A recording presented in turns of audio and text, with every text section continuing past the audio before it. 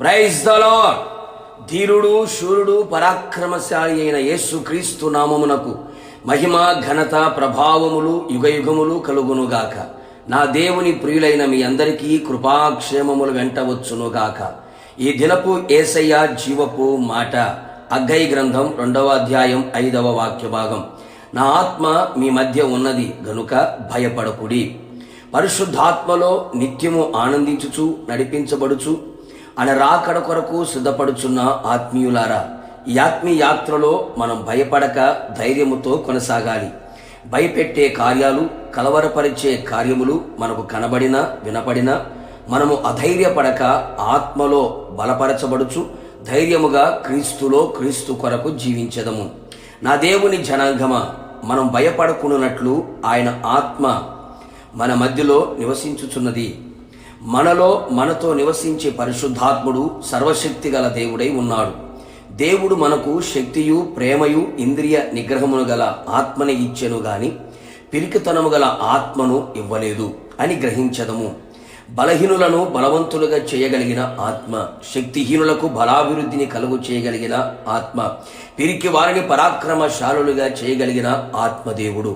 కావున నా దేవుని ప్రియులారా, మన మధ్యలో ఉన్న ఆత్మదేవుడు మన ఎదుట పర్వతము లాంటి సమస్యలను, ప్రతికూలమైన కార్యములను, కఠినమైన జటిలమైన ప్రతి పరిస్థితులను కూడా చదును భూమిగా చేయగల సర్వశక్తిమంతుడు పరిశుద్ధాత్ముడు.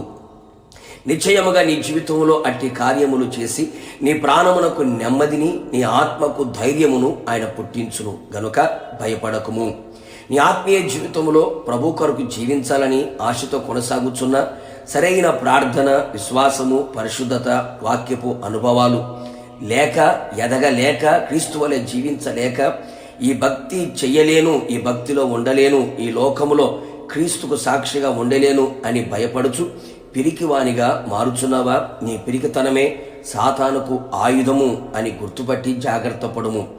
ప్రతి పరిస్థితులలో పరిశుద్ధాత్ముని నీ జీవితములోకి ఆహ్వానించి ఆయనకు ప్రథమ స్థానం ఇచ్చి ఆయన నడిపింపులో మనం నిలిచి ఆత్మ ఎల్లప్పుడూ మన మధ్యలో మనతో ఉండునట్లుగా ఆయనకు అనుకూలముగా జీవించిన ఎడల నిశ్చయముగా నీ ఆత్మీయ జీవితములో ఏ విషయమునకు కృంగిపోక ధైర్యముగా ఉండగలుగుదువు.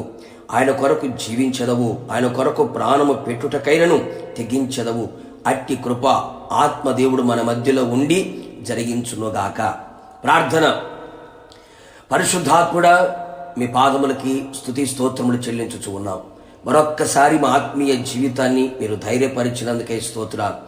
ఈ లోకములో మేము ఎలా జీవించాలో, ఏ విధంగా బ్రతకాలో, ఎలాంటి ఆత్మీయ అనుభవాలతో ముందు కొనసాగాలో, ఎక్కడా బలహీనులు కాకుండానట్లుగా, కలవరముకు అలాగే భయమునకు ఆందోళనకి గురి కాకుండానట్లుగా మీ ఆత్మని మా మధ్యలో ఉంచారు, మాతో కూడా ఉంచారు. భయపడకుడి అని మీరు సెలవిచ్చారు తండ్రి, మీకు స్తోత్రాలు.